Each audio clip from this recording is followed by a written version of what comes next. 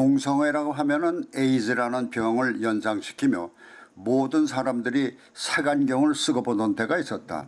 그런 이유로 동성애자들은 샌프란시스코 같은 일부 동성애 자유지대를 제외하고는 사회적인 노출을 거렸지만은 이제는 동성애자들의 숫자가 늘어나면서 각 지역에서 동성애 퍼레이드를 공공연히 벌이는가 하면 떳떳이 거리를 활보하는 사람들을 쉽게 볼 수 있게 됐다. 물론 이 동성애로 인한 에이즈 감염을 염려하면서 UN 같은 국제기구에서는 UNAIDS라는 에이즈 퇴치 운동기구가 설치되었을 정도였으니까 동성애는 보건상의 이유만으로도 부정적일 수밖에 없었다. 그런데 이 동성애자들의 숫자가 늘어나고 힘이 커지면서 그들의 권리를 민권의 차원에서 보장해야 한다는 논리가 주장이 되고 그들을 정상인으로 취급해 달라며 압력을 가해오다가 드디어는 이성끼리만 결혼하는 것으로 알았던 일륜 대사를 동성끼리도 결혼하는 사람들까지 동등한 권리를 가져야 한다고 정부에 압력을 가해오다가 급기야 연방대법원에서 동성 결혼을 허용하기에까지 이르는 것이 미국이다. 이것은 성경에 의거한 미국의 전통적 기독교 정신이 쇠퇴하게 됨을 보여주는 것이다. 클린턴이 대통령 시절 그는 동성애에 대해서 관대한 입장을 취해왔으나 동성 결혼에 대해서만은 동성애자들의 편을 들지 않았다는 이유로 동성애자들로부터 항변을 당한 적이 있다. 그러나 오바마 정권에 이르러 동성 간의 결혼까지 인정하게 되고 만 것이다.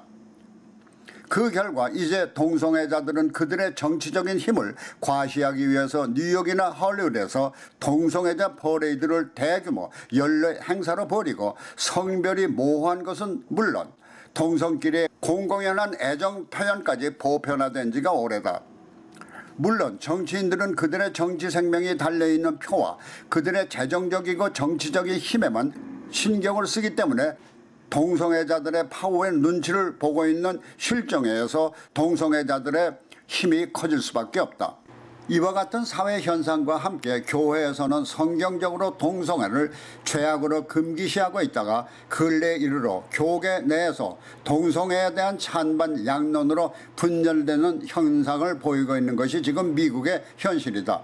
미국 연합장로교회 총회에서 동성애 안수를 합법화하자 대부분의 한인 교회들은 탈퇴하는 사태가 벌어졌고 미국 내 감리교단인 UMC 연합감리교회는 소수의 신자들과 미국인 그리고 아프리카 등지의 외국 신자들 간의 의견이 갈리면서 분열 직전에 놓이게까지 되었다.